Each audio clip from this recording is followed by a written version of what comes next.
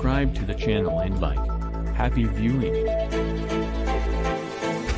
Victims groups slam UK plan for amnesty over Troubles crimes. Damien Walsh's sister Karen Walsh, left and mother Marion Walsh stand outside the Northern Ireland office UK government hub at Erskine House in Belfast, Northern Ireland, Tuesday, May 24, 2022. Relatives of people killed during Northern Ireland's DEC. Damien Walsh's sister Karen Walsh, left and mother Marion Walsh stand outside the Northern Ireland office UK government hub at Erskine House in Belfast, Northern Ireland, Tuesday, May 24, 2022. Relatives of people killed during Northern Ireland's decades of violence protested in Belfast on Tuesday. The Associated Press London. Relatives of people killed during Northern Ireland's decades of violence protested in London and Belfast on Tuesday, urging the government to drop plans to grant immunity to perpetrators of crimes committed during the Troubles. The British government says its Legacy and Reconciliation Bill reflects the vanishingly small likelihood of convicting people for decades-old crimes. If it becomes law, it will end most prosecutions for killings by both British soldiers and members of militant groups. Northern Ireland Secretary Brendan Lewis told lawmakers in the House of Commons that change is needed because the current system is broken. It is delivering neither justice nor information to the vast majority of families, he said. More than 3,500 people died, most of them civilians, during 3 decades of violence, known as the Troubles, involving Irish Republican and British Loyalist paramilitaries and UK troops. The bill calls for an independent commission for information recovery, loosely modeled on South Africa's post-apartheid Truth and Reconciliation Commission, to investigate alleged crimes, and imposes a duty of full disclosure on the British government and security services.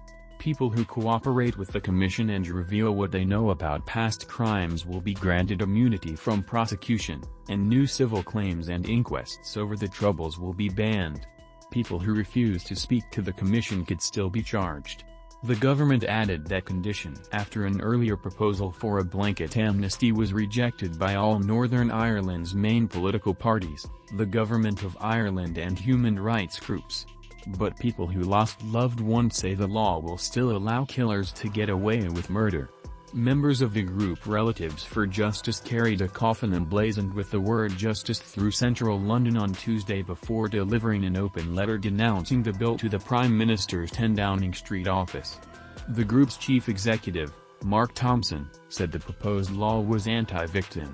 The beneficiaries of this are the people who pulled the triggers and planted the bombs, said Thompson, whose brother Peter was shot dead by undercover British soldiers in Belfast in 1990. The 1998 Good Friday Peace Accord ended large-scale violence in Northern Ireland. As part of the peace process, many militants were released from prison or were not prosecuted for actions during the Troubles. The new law would remove the last hope of putting most of them on trial. It would also lift the threat of prosecution from troops who served in Northern Ireland decades ago. Lewis acknowledged that the new law, which will likely take several months to pass through Parliament, would be very challenging for many. But he said it would allow a fuller accounting of a dark chapter of history. Lewis said it was a painful reality that, with more than 2/3 of Troubles-related cases now over 40 years old, the prospect of successful prosecutions is vanishingly small. He said their focus would now be on providing truth and accountability about the past. Conservative lawmaker Johnny Mercer, who has campaigned against prosecutions of military veterans of the Troubles, said it was a sad fact that some victims would not get justice and people will get away with things they should not get away with. There are no winners here, he said.